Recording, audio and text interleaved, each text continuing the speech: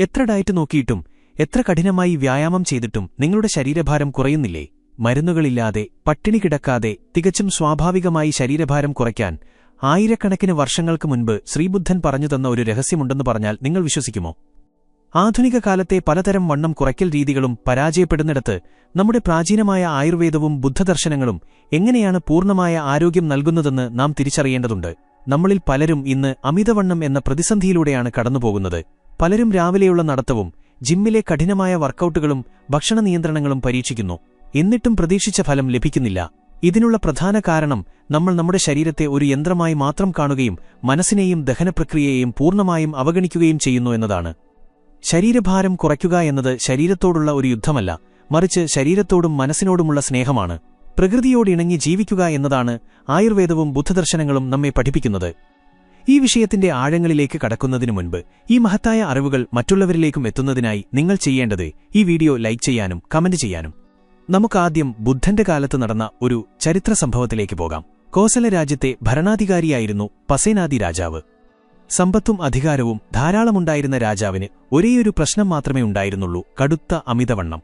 അമിതമായി ഭക്ഷണം കഴിക്കുന്ന ശീലമുണ്ടായിരുന്ന രാജാവിന് സ്വന്തമായി നടക്കാൻ പോലും വലിയ ബുദ്ധിമുട്ടായിരുന്നു. എപ്പോഴും ക്ഷീണവും ശ്വാസമുട്ടലും അദ്ദേഹത്തെ അലട്ടിയിരുന്നു. അങ്ങനെയിരിക്കെ ഒരു ദിവസം രാജാവ് ശ്രീബുദ്ധനെ കാണാൻ തീരുമാനിച്ചു. വളരെ കഷ്ടപ്പെട്ട് കിതച്ചുകൊണ്ട് രാജാവ് ബുദ്ധന്റെ ആശ്രമത്തിൽ എത്തിച്ചേർന്നു. തന്റെ വണ്ണം കാരണം താൻ അനുഭവിക്കുന്ന ശാരീരികവും മാനസികവുമായ കഷ്ടപ്പാടുകൾ രാജാവ് ബുദ്ധനു മുന്നിൽ അവതരിപ്പിച്ചു. തനിക്ക് അമിതവണ്ണത്തിൽ നിന്ന് ഒരു മോചനം വേണമെന്നും രാജാവ് അപേക്ഷിച്ചു. ബുദ്ധൻ രാജാവിനെ വളരെ ശാന്തനായി കേട്ടിരുന്നു. എന്നിട്ട് അദ്ദേഹം രാജാവിന് ഒരു അത്ഭുതമരുന്നും നൽകിയില്ല, കഠിനമായ വ്യായാമങ്ങൾ നിർദ്ദേശിച്ചതുമില്ല. പകരം ബുദ്ധൻ പറഞ്ഞത് വളരെ ലളിതമായ ഒരു ഉപദേശമാണ്: ഭക്ഷണം കഴിക്കുമ്പോൾ പൂർണ്ണ ശ്രദ്ധയോടെ ഇരിക്കുക. ഭക്ഷണം സാവധാനം ചവച്ചരച്ച് കഴിക്കുക. നിങ്ങളുടെ വയർ നിറയുന്നതിന് തൊട്ടുമുൻപ്, അതായത് കുറച്ചുകൂടി ഭക്ഷണം കഴിക്കാം എന്ന് നിങ്ങളുടെ മനസ്സ് പറയുന്ന ആ നിമിഷം തന്നെ ഭക്ഷണം കഴിക്കുന്നത് നിർത്തുക. രാജാവിന് ഇത് വിശ്വസിക്കാൻ കഴിഞ്ഞില്ല. ഇത്ര ലളിതമായ കാര്യം കൊണ്ട് തന്റെ വലിയ പ്രശ്നം മാറുമോ എന്ന് അദ്ദേഹം ചിന്തിച്ചു. എന്നാൽ ബുദ്ധന്റെ വാക്കുകളിൽ വിശ്വാസമർപ്പിച്ച് രാജാവ് ആ ഉപദേശം അക്ഷരം പ്രതി അനുസരിക്കാൻ തുടങ്ങി. രാജാവ് ഭക്ഷണം കഴിക്കുമ്പോൾ അദ്ദേഹത്തെ ഓർമ്മിപ്പിക്കാൻ ബുദ്ധൻ ഒരു സന്യാസിയെയും കൂടെ അയച്ചിരുന്നു. രാജാവ് ഭക്ഷണം കഴിക്കുമ്പോൾ ഓരോ ഉരുളയും പൂർണ്ണ ശ്രദ്ധയോടെ സാവധാനം ചവച്ചരച്ച് കഴിക്കാൻ തുടങ്ങി. വയർ നിറയുന്നതിന് മുൻപ് തന്നെ ഭക്ഷണം നിർത്തി. മാസങ്ങൾ കഴിഞ്ഞപ്പോൾ ആ അത്ഭുതം സംഭവിച്ചു. രാജാവിന്റെ അമിതവണ്ണം പൂർണ്ണമായും മാറി. അദ്ദേഹം തികഞ്ഞ ആരോഗ്യവാനായി തീർന്നു. ബുദ്ധൻ രാജാവിന് നൽകിയ ഈ ഉപദേശത്തെയാണ് ഇന്ന് ലോകം മൈൻഡ്ഫുൾ ഈറ്റിംഗ് എന്ന് വിളിക്കുന്നത്. നമ്മൾ ഇന്ന് എങ്ങനെയാണ് ഭക്ഷണം കഴിക്കുന്നത് എന്ന് ചിന്തിച്ചു നോക്കൂ. ഒന്നുകിൽ നമ്മൾ ടെലിവിഷൻ കണ്ടുകൊണ്ട് കഴിക്കുന്നു, അല്ലെങ്കിൽ മൊബൈൽ ഫോണിൽ നോക്കിക്കൊണ്ട് കഴിക്കുന്നു. നമ്മൾ എന്താണ് കഴിക്കുന്നത്, അതിന്റെ രുചി എന്താണ്, എത്ര അളവിലാണ് കഴിക്കുന്നത് എന്നൊന്നും നമ്മൾ അറിയുന്നില്ല. നമ്മുടെ ശരീരം ഭക്ഷണം സ്വീകരിക്കുമ്പോൾ നമ്മുടെ മനസ്സ് മറ്റെവിടെയോ ആണ്. ഭക്ഷണം കഴിക്കുമ്പോൾ പൂർണ്ണമായും അതിൽ മാത്രം ശ്രദ്ധ കേന്ദ്രീകരിക്കുക എന്നതാണ് ബുദ്ധൻ പഠിപ്പിച്ചത്. ഭക്ഷണത്തിന്റെ നിറം, മണം, രുചി എന്നിവ അറിഞ്ഞ് സാവധാനം കഴിക്കുക. നമ്മുടെ വയർ എപ്പോഴാണ് നിറയുന്നത് എന്ന് നമ്മുടെ തലച്ചോറിന് മനസ്സിലാകാൻ കുറഞ്ഞത് 20 മിനിറ്റ് സമയമെടുക്കും. നമ്മൾ വളരെ വേഗത്തിൽ ഭക്ഷണം വാരിവലിച്ച് കഴിക്കുമ്പോൾ വയർ നിറഞ്ഞ വിവരം തലച്ചോറ് അറിയുന്നതിന് മുൻപ് തന്നെ നമ്മൾ ആവശ്യത്തിലധികം ഭക്ഷണം ഉള്ളിലാക്കിയിട്ടുണ്ടാകും. അതുകൊണ്ട് സാവധാനം കഴിക്കുന്നത് അമിതവണ്ണം കുറയ്ക്കാൻ വളരെ പ്രധാനപ്പെട്ട ഒരു കാര്യമാണ്. ഇനി നമുക്ക് ആയുർവേദം ഈ വിഷയത്തിൽ എന്താണ് പറയുന്നത് എന്ന് നോക്കാം. ആയുർവേദത്തിൽ അമിതവണ്ണത്തെ വെറുമൊരു കൊഴുപ്പടിഞ്ഞുകൂടലായിട്ടല്ല കാണുന്നത്, മറിച്ച് അത് നമ്മുടെ ദഹനപ്രക്രിയയിലുള്ള ഗുരുതരമായ ഒരു തകരാറാണ്. ആയുർവേദത്തിലെ ഏറ്റവും പ്രധാനപ്പെട്ട ഒരു ആശയമാണ് അഗ്നി അഥവാ ദഹനഗ്നി. നമ്മുടെ ഉദരത്തിൽ ഒരു തീയുണ്ട്. ഈ തീയാണ് നമ്മൾ കഴിക്കുന്ന ഭക്ഷണത്തെ ദഹിപ്പിച്ച് ശരീരത്തിന് ആവശ്യമായ ഊർജ്ജമാക്കി മാറ്റുന്നത്. നമ്മുടെ ദഹനഗ്നി ശക്തമാണെങ്കിൽ നമ്മൾ എന്ത് കഴിച്ചാലും അത് പൂർണ്ണമായും ദഹിക്കുകയും ശരീരത്തിന് ഉപകാരപ്പെടുകയും ചെയ്യും. എന്നാൽ ഈ ദഹനഗ്നി ദുർബലമാകുമ്പോൾ നമ്മൾ കഴിക്കുന്ന ഭക്ഷണം ശരിയായി ദഹിക്കാതെ വരുന്നു. ദഹിക്കാത്ത ഈ ഭക്ഷണഭാഗങ്ങൾ ശരീരത്തിൽ വിഷാംശമായി മാറുന്നു. ആയുർവേദത്തിൽ ഇതിനെ ആമം എന്ന് വിളിക്കുന്നു. ഈ ആമം രക്തത്തിൽ കലർന്ന് ശരീരത്തിന്റെ വിവിധ ഭാഗങ്ങളിൽ കൊഴുപ്പായി അടിഞ്ഞുകൂടുന്നു. ഇതുതന്നെയാണ് അമിതവണ്ണത്തിന് യഥാർത്ഥ കാരണം. അതുകൊണ്ട് ആയുർവേദം പറയുന്നത് അമിതവണ്ണം കുറയ്ക്കാൻ ആദ്യം ചെയ്യേണ്ടത് ഈ ദഹനഗ്നിയെ ശക്തമാക്കുക എന്നതാണ്. ദഹനഗ്നിയെ എങ്ങനെ ആരോഗ്യത്തോടെ നിലനിർത്താം എന്നതിന് ആയുർവേദം കൃത്യമായ മാർഗനിർദ്ദേശങ്ങൾ നൽകുന്നുണ്ട്. അതിൽ ഏറ്റവും ആദ്യത്തേത് നമ്മൾ കുടിക്കുന്ന വെള്ളമാണ്. രാവിലെ എഴുന്നേറ്റ ഉടനെ ഇളം ചൂടുവെള്ളം കുടിക്കുന്നത് ശീലമാക്കുക. ഇത് രാത്രി മുഴുവൻ വിശ്രമിച്ചിരുന്ന നിങ്ങളുടെ ദഹനഗ്നിയെ തട്ടിയുണർത്തുന്നു. അതുപോലെ തന്നെ ഐസ് ചേർത്ത വെള്ളം അല്ലെങ്കിൽ ഫ്രിഡ്ജിൽ വെച്ച തണുത്ത വെള്ളം കുടിക്കുന്നത് പൂർണ്ണമായും ഒഴിവാക്കുക. തണുത്ത വെള്ളം കുടിക്കുന്നത് കത്തുന്ന തീയിൽ വെള്ളമൊഴിക്കുന്നതിന് തുല്യമാണ്. അത് നിങ്ങളുടെ ദഹനഗ്നിയെ പൂർണ്ണമായും കെടുത്തുകയും കൊഴുപ്പ് വേഗത്തിൽ അടിഞ്ഞുകൂടാൻ കാരണമാവുകയും ചെയ്യും. ഭക്ഷണം കഴിക്കുന്നതിനിടയിൽ അമിതമായി വെള്ളം കുടിക്കുന്നതും ആയുർവേദം വിലക്കുന്നുണ്ട്. ഭക്ഷണത്തിന് അരമണിക്കൂർ മുൻപോ അല്ലെങ്കിൽ ഭക്ഷണം കഴിച്ച് 1 മണിക്കൂറിന് ശേഷമോ മാത്രമേ വെള്ളം കുടിക്കാൻ പാടുള്ളൂ. രണ്ടാമത്തെ കാര്യം ഭക്ഷണം കഴിക്കുന്ന സമയമാണ്. പ്രപഞ്ചത്തിലെ സൂര്യനും നമ്മുടെ ഉള്ളിലെ ദഹനാഗ്നിയും തമ്മിൽ വളരെ വലിയൊരു ബന്ധമുണ്ട്. സൂര്യൻ ആകാശത്ത് ഏറ്റവും ശക്തമായി പ്രകാശിക്കുന്ന ഉച്ചസമയത്താണ് നമ്മുടെ ഉള്ളിലെ ദഹനാഗ്നിയും ഏറ്റവും ശക്തമായിരിക്കുന്നത്. അതുകൊണ്ട് ദിവസത്തിലെ ഏറ്റവും വലിയ ഭക്ഷണം, അതായത് കൂടുതൽ അളവിൽ ഭക്ഷണം കഴിക്കേണ്ടത് ഉച്ചയ്ക്കാണ്. രാവിലെ ലഘുവായ ഭക്ഷണം കഴിക്കുക. രാത്രിയിലെ ഭക്ഷണം വളരെ കുറഞ്ഞ അളവിലായിരിക്കണം. സൂര്യൻ അസ്തമിക്കുന്നതോടെ നമ്മുടെ ദഹനാഗ്നിയും ദുർബലമാകുന്നു. അതുകൊണ്ട് സൂര്യൻ അസ്തമിക്കുന്നതിനു മുൻപായി അത്താഴം കഴിക്കുന്നതാണ് ഏറ്റവും നല്ലത്. രാത്രി 8 മണിക്കും 9 മണിക്കും ശേഷം ഭക്ഷണം കഴിക്കുന്നത് അമിതവണ്ണത്തിലേക്കുള്ള ഏറ്റവും വലിയ എളുപ്പവഴിയാണ്. രാത്രി വൈകി കഴിക്കുന്ന ഭക്ഷണം ഒരിക്കലും പൂർണ്ണമായി ദഹിക്കില്ല, അത് കൊഴുപ്പായി മാത്രമേ മാറുകയുള്ളൂ. ആയുർവേദം പറയുന്ന മറ്റൊരു വലിയ രഹസ്യം ലംഘനമാണ്. ലംഘനം എന്നാൽ ഉപവാസം. ശരീരത്തിൽ അടിഞ്ഞുകൂടിയ ആമം എന്ന വിഷാംശത്തെ ഇല്ലാതാക്കാൻ ഏറ്റവും നല്ല മാർഗം ഉപവാസമാണ്. ആഴ്ചയിൽ 1 ദിവസമെങ്കിലും ലഘുവായ ഭക്ഷണം മാത്രം കഴിക്കുകയോ അല്ലെങ്കിൽ പഴങ്ങൾ മാത്രം കഴിച്ച് ഉപവസിക്കുകയോ ചെയ്യുന്നത് ദഹനവ്യവസ്ഥയ്ക്ക് വലിയൊരു വിശ്രമം നൽകും. ഈ വിശ്രമ സമയത്ത് ശരീരം അതിൽ അടിഞ്ഞുകൂടിയ പഴയ കൊഴുപ്പിനെയും വിഷാംശങ്ങളെയും കത്തിച്ചുകളയാൻ തുടങ്ങും. ഇന്ന് ലോകമെമ്പാടും പ്രചാരമുള്ള ഇന്റർമിറ്റന്റ് ഫാസ്റ്റിംഗ് എന്ന രീതിയുടെ അടിസ്ഥാനം ഈ ആയുർവേദ തത്വമാണ്. ദിവസവും രാത്രി ഭക്ഷണം കഴിഞ്ഞാൽ പിന്നെ അടുത്ത ദിവസം രാവിലെ വരെ 12-14 മണിക്കൂറൊന്നും കഴിക്കാതിരിക്കുന്നതും ഒരുതരം ഉപവാസമാണ്. ഇത് അമിതവണ്ണം കുറയ്ക്കാൻ വളരെ വേഗത്തിൽ സഹായിക്കും. ഭക്ഷണത്തിലെ രുചികളെക്കുറിച്ചും ആയുർവേദത്തിന് വ്യക്തമായ കാഴ്ചപ്പാടുണ്ട്. മധുരം, പുളി, ഉപ്പ്, എരിവ്, കയ്പ്, ചവർപ്പ് എന്നിങ്ങനെ 6 രുചികളാണുള്ളത്. ഇതിൽ മധുരം, പുളി, ഉപ്പ് എന്നീ 3 രുചികൾ ശരീരഭാരം വർദ്ധിപ്പിക്കുന്നവയാണ്. നമ്മുടെ ഇന്നത്തെ ഭക്ഷണരീതി പരിശോധിച്ചാൽ ഈ 3 രുചികൾ മാത്രമാണ് നാം കൂടുതലായി ഉപയോഗിക്കുന്നത് എന്ന് കാണാം. ബേക്കറി സാധനങ്ങൾ, മധുരപലഹാരങ്ങൾ, ഉപ്പ് കൂടുതലുള്ള ജങ്ക് ഫുഡുകൾ എന്നിവയെല്ലാം ഇതിൽപ്പെടുന്നു. എന്നാൽ എരിവ്, കയ്പ്, ചവർപ്പ് എന്നീ രുചികൾ ശരീരഭാരം കുറയ്ക്കാൻ സഹായിക്കുന്നവയാണ്. അമിതവണ്ണം കുറയ്ക്കാൻ ആഗ്രഹിക്കുന്നവർ ഭക്ഷണത്തിൽ കയ്പും ചവർപ്പും എരിവും കൂടുതലായി ഉൾപ്പെടുത്തണം. പാവയ്ക്ക, ചുക്ക്, കുരുമുളക്, ഇലക്കറികൾ എന്നിവ ഭക്ഷണത്തിൽ കൂടുതലായി ഉൾപ്പെടുത്തുക. ദഹനപ്രക്രിയ എളുപ്പമാക്കാൻ ഭക്ഷണത്തിന് 10 മിനിറ്റ് മുൻപ് ചെറിയൊരു കഷ്ണം ഇഞ്ചി അല്പം ഉപ്പ് ചേർത്ത് ചവച്ചു കഴിക്കുന്നത് ആയുർവേദം നിർദ്ദേശിക്കുന്ന ഒരു അത്ഭുതവിദ്യയാണ്. ഇത് വായിൽ ഉമിനീർ കൂടുതലായി ഉണ്ടാക്കാനും ദഹനരസങ്ങളെ ഉത്തേജിപ്പിക്കാനും സഹായിക്കും. ശരീരത്തിലെ ദോഷങ്ങളെക്കുറിച്ചും നാം അറിഞ്ഞിരിക്കണം. വാതം, പിത്തം, കഫം എന്നീ 3 ദോഷങ്ങളാണ് നമ്മുടെ ശരീരത്തെ നിയന്ത്രിക്കുന്നത്. ഇതിൽ കഫം വർദ്ധിക്കുമ്പോഴാണ് ശരീരത്തിൽ അമിതവണ്ണമുണ്ടാകുന്നത്.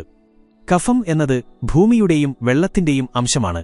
ഇത് ശരീരത്തിന് ഘടനയും ഭാരവും നൽകുന്നു. മധുരമുള്ളതും തണുത്തതും എണ്ണമയമുള്ളതുമായ ഭക്ഷണങ്ങൾ കഫത്തെ വർദ്ധിപ്പിക്കും. അതുകൊണ്ട് വണ്ണം കുറയ്ക്കാൻ ആഗ്രഹിക്കുന്നവർ ഈ കഫം വർദ്ധിപ്പിക്കുന്ന ഭക്ഷണങ്ങൾ ഒഴിവാക്കണം. പകരം ചൂടുള്ളതും വരണ്ടതും ലഘുവായതുമായ ഭക്ഷണങ്ങൾ തിരഞ്ഞെടുക്കണം. പഴയ ധാന്യങ്ങൾ, ചെറുപയർ, തേൻ എന്നിവ കഫത്തെ കുറയ്ക്കാൻ വളരെ നല്ലതാണ്. ചൂടുവെള്ളത്തിൽ അല്പം തേനും നാരങ്ങാനീരും ചേർത്ത് രാവിലെ വെറും വയറ്റിൽ കുടിക്കുന്നത് കഫം കുറയ്ക്കാനും കൊഴുപ്പലിയിക്കാനും സഹായിക്കുന്ന ഒരു ആയുർവേദ പ്രയോഗമാണ്. ഉറക്കവും അമിതവണ്ണവും തമ്മിലുള്ള ബന്ധം ആരും അത്ര ഗൗരവമായി എടുക്കാറില്ല. പകലുറക്കം ആയുർവേദം കർശനമായി വിലക്കുന്നു. പകൽ സമയത്ത് ഉറങ്ങുന്നത് ശരീരത്തിൽ കഫം വലിയ തോതിൽ വർദ്ധിപ്പിക്കുകയും ശരീരത്തിന്റെ ഉപാപചയ പ്രവർത്തനങ്ങളെ മന്ദഗതിയിലാക്കുകയും ചെയ്യും. ഇത് പെട്ടെന്ന് വണ്ണം വയ്ക്കാൻ കാരണമാകും. അതുപോലെ തന്നെ രാത്രിയിൽ വളരെ വൈകി ഉറങ്ങുന്നതും വണ്ണം കൂട്ടും. രാത്രിയിൽ നേരത്തെ ഉറങ്ങുകയും രാവിലെ നേരത്തെ എഴുന്നേൽക്കുകയും ചെയ്യുക എന്നതാണ് പ്രകൃതിയുടെ നിയമം. കൃത്യമായ ഉറക്കം ലഭിക്കാത്തവരിൽ വിശപ്പ് കൂട്ടുന്ന ഹോർമോണുകൾ കൂടുതലായി ഉൽപ്പാദിപ്പിക്കപ്പെടുന്നു എന്ന് ആധുനിക ശാസ്ത്രവും ഇന്ന് സമ്മതിക്കുന്നുണ്ട്. ഇത് അടുത്ത ദിവസം നിങ്ങളെ അമിതമായി ഭക്ഷണം കഴിക്കാൻ പ്രേരിപ്പിക്കും.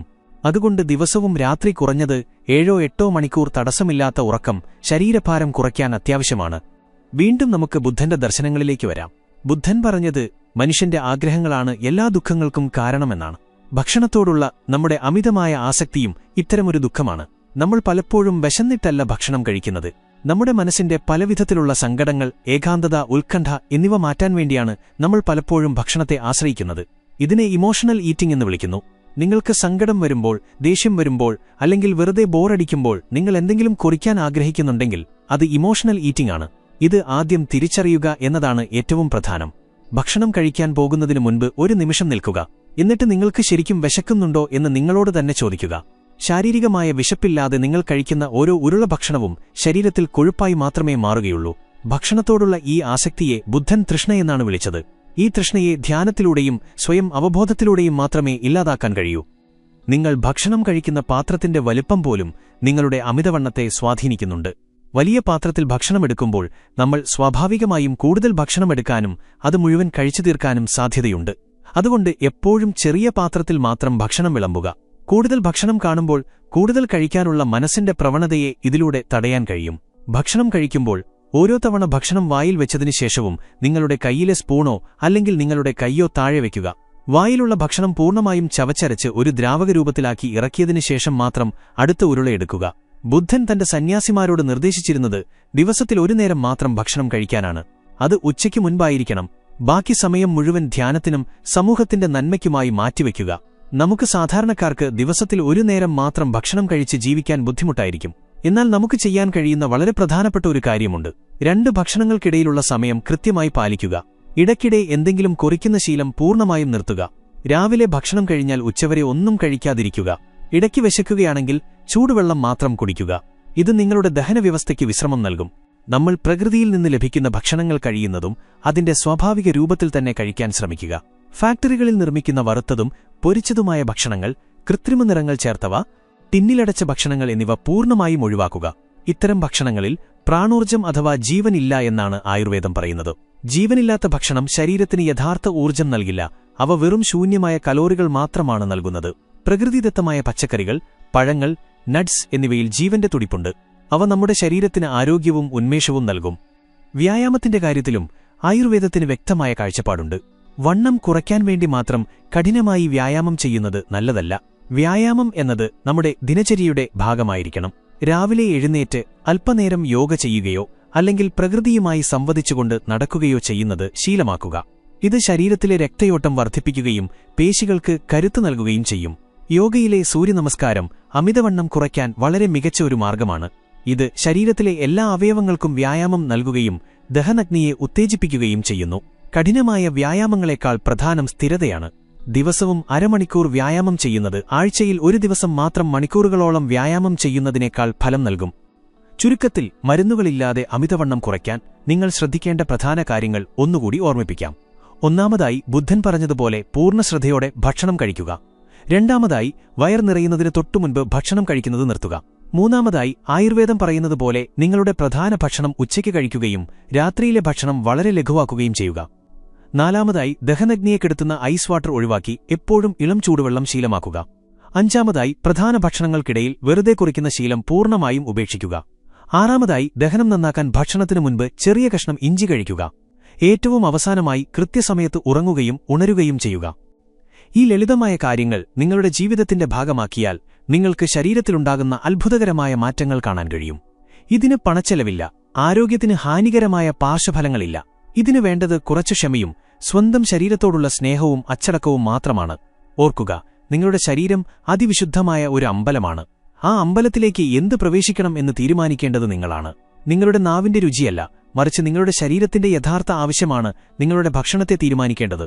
ബുദ്ധന്റെ ശാന്തതയും ആയുർവേദത്തിന്റെ അറിവും നിങ്ങളുടെ നിത്യജീവിതത്തിൽ പ്രാവർത്തികമാക്കുക. തീർച്ചയായും നിങ്ങളുടെ ശരീരഭാരം ആരോഗ്യകരമായി കുറയും. ഒപ്പം നിങ്ങളുടെ മനസ്സിനും ശരീരത്തിനും വലിയൊരു ഉന്മേഷവും സമാധാനവും ലഭിക്കുകയും ചെയ്യും. നിങ്ങളെ തന്നെ സ്നേഹിക്കാൻ തുടങ്ങുന്ന ആ നിമിഷം മുതലാണ് നിങ്ങളുടെ യഥാർത്ഥ മാറ്റം ആരംഭിക്കുന്നത്. നിങ്ങളുടെ വിലയേറിയ സമയത്തിന് നന്ദി. അവസാനമായി ഞാൻ ഓർമ്മിപ്പിക്കുന്നു, ഈ വീഡിയോ ലൈക്ക് ചെയ്യാനും കമന്റ് ചെയ്യാനും